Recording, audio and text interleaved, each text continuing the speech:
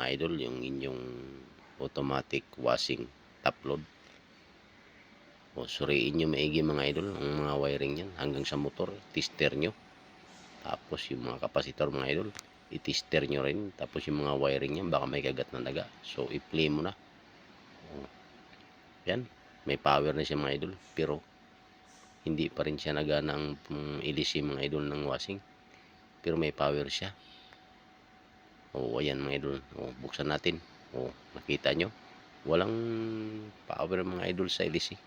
So sa board niya may power. So ganito lang gawin mga idol, palitan na yan ng bagong board. Ayan, ayun, ganyan lang mga idol na gawin mo pagka may power tapos hindi naikot yung ilisiya, tapos okay naman yung mga wiring yan at wala okay naman ang reading sa motor.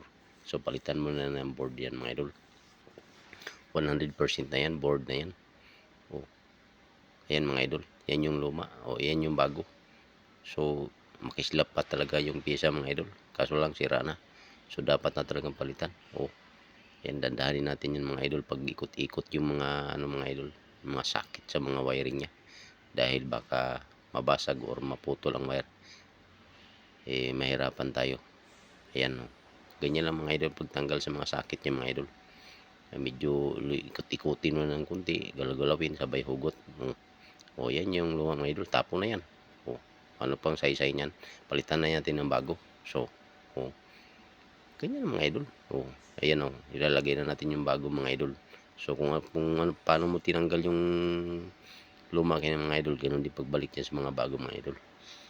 So dapat hindi ka malito mga idol, kung saan mo tinanggal yun, doon mo rin ibabalik, para walang aberya sa inyong ginagawa mga idol, para hindi naman magsisi sa iyo ng kapayos, dahil may kamahalan din mga idol yan, mga ganyang washing. So mga idol, dyan nakikita nyo, palali akong nagpasok sa mga sakit niyan para makita natin na tugma talaga mga idol. Ganyan ang kaya bilis mga idol. Lagyan na natin yung pindutan mga idol para malaman natin kung saan yung banda yung power niya, or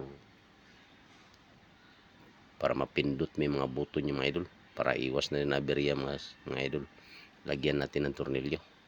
Ayan mga idol, bagong board na yan. So tignan mo mga idol, ayan pipli na natin mga idol.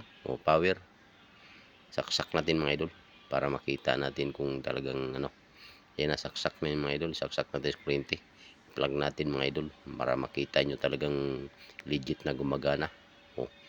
Pindutin na natin yung push button niya mga idol. Ayan, makita nyo naman mga idol yan.